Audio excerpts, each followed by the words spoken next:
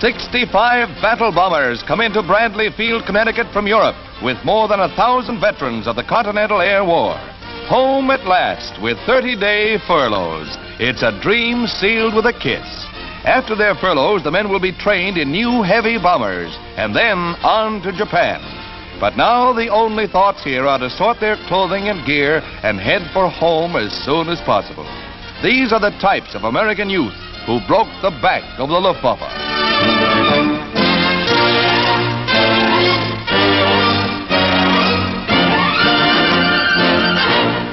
Mascots will have a rest, too, before they go on to war in the East.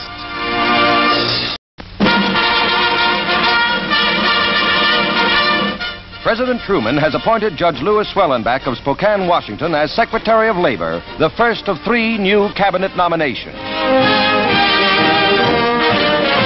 Thomas C. Clark of Dallas, Texas, will succeed Francis Biddle as Attorney General in a shift which brings 3 Westerners to the President's official family.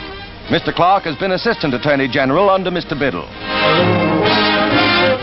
Representative Clinton Anderson of New Mexico becomes the nation's new Secretary of Agriculture, succeeding Claude Wickard.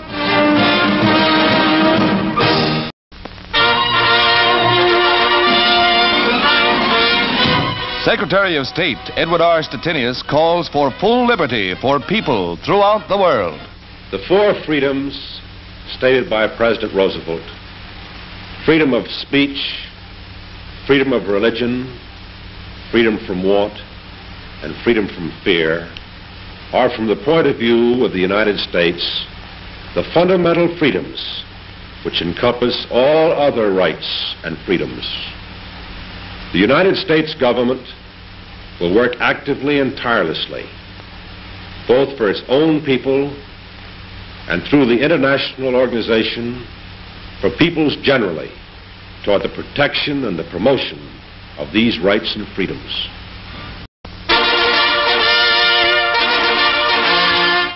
Charles Ross, an old friend of President Truman, becomes White House press secretary. Mrs. Ross congratulates him. Steve Early looks over the commission with his successor. Mr. Ross undertakes one of the Capitol's most difficult jobs. One of the president's forward-looking acts is to seek the advice of former President Hoover in the administration of food relief to Europe. Arriving at the White House, Mr. Hoover is greeted by the president, who will benefit by Mr. Hoover's vast experience in food administration during World War I.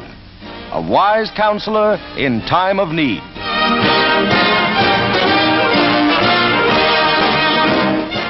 Prominent in the public eye is General Courtney Hodges, who arrives in his native Georgia after leading his victorious First Army through Germany. He receives an ovation from the citizens of Atlanta. One of the largest crowds in the city's history is on hand to honor Georgia's foremost soldier, the great leader of one of America's greatest fighting teams.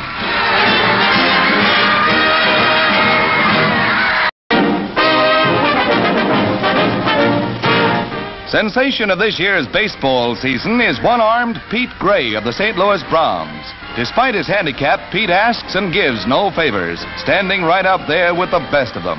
He played 2 years for Memphis and came to the big leagues on his own merits. His arm was lost when he was 6, but that didn't kill his spirit nor his dreams of making the big leagues. His batting average is good, though most of his hits are singles. Even when he grounds out, he gets the plaudits of the crowd.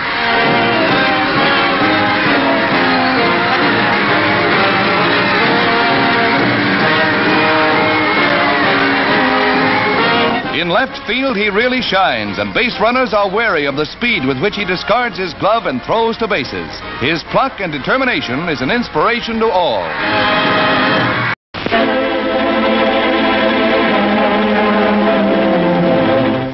Heroic dead of a combined Army and Marine force mark the grim battlefield of Okinawa, where one of the bloodiest engagements of the war is being fought. Thousands of Yanks have been wounded, and other thousands have sacrificed their lives to drive a fanatical foe from this vital base, the doorstep to Japan itself. A canine hero suffers a wound, spotting ambushed Japs, but collects a souvenir. The 62-mile island contains many airfields and naval bases valuable to our Pacific strategy. Admiral Nimitz congratulates our troops and watches the battle's progress.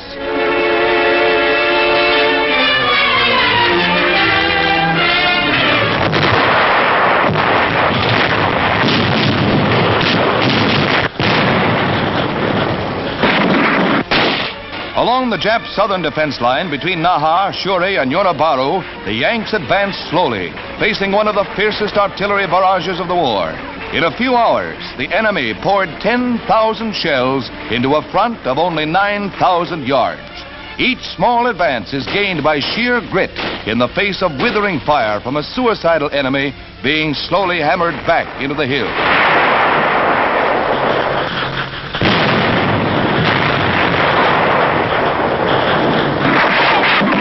Powerful tank flamethrowers blast enemy caves on strategic Sawtooth Ridge near Naha. Newsreel, Signal Corps, and Marine cameramen risked their lives to film the furious action near Sugarloaf, Conical, and Chocolate Drop Hills, and other cave-entrenched Jap positions.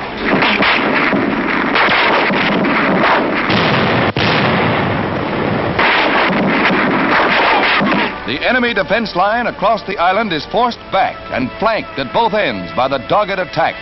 Cautiously advancing on the firmly dug-in enemy, Yanks plant a heavy charge of dynamite.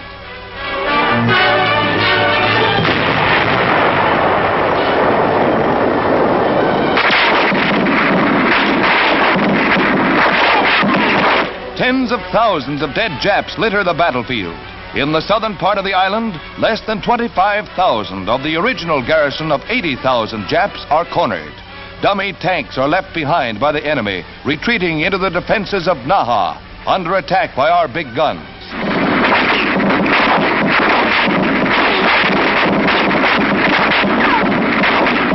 The going is brutal and our casualties are high, but Okinawa stands squarely across the road to Tokyo and the China coast. It's the next big step toward victory over Japan, a victory that can only be won by work, war bonds, and heroic sacrifice.